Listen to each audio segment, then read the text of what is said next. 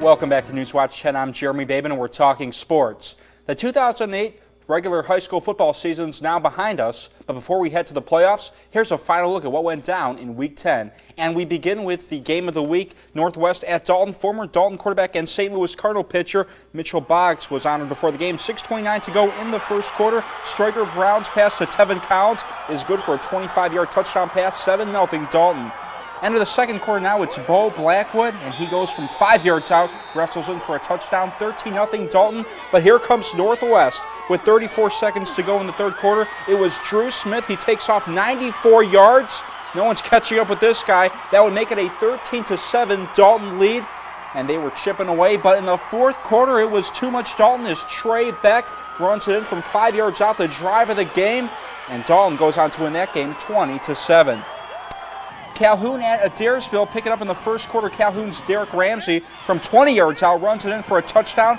Calhoun, they strike first. They go up 7-0. Second quarter now, it's Calhoun's Michael Johnson. He hits J.T. Palmer in the end zone. That's 6 points, 14-0 Calhoun. But here comes Adairsville, the offense, courtesy of Nigel Curtis. He takes off 65 yards all the way into the end zone. That would make it a 28-7 Calhoun lead, and Calhoun goes on to win this game 49-21 rather.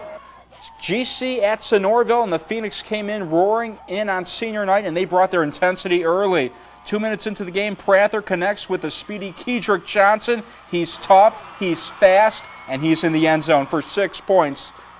Makes it 9-0 on that 53-yard scramble. Still in the first quarter, GC has it again, and Dre Prather throws a 29-yard perfect spiral to Justin Patterson. I said perfect, P-E-R-F-E-C-T. 15-0 GC at that point, and Gordon Central goes on to win 27-20. Southeast at LFO. We'll pick it up in the second quarter, 6-0 Southeast. But LFO gets on the board with this rushing touchdown that ties up the ball game at 6 apiece. Shortly after, though, it's LeGreg Burns. He burns his way in through the secondary, and LFO goes on top 13-6, and LFO goes on to win this game 16-13.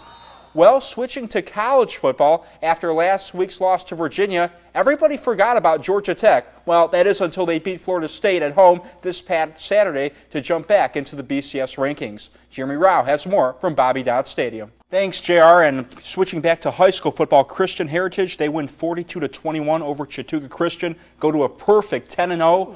But the big story coming from Knoxville, Tennessee, head football coach Philip Fulmer will be he'll be stepping down at the end of the season. He's been with the program going back to 1968 as a player and assistant.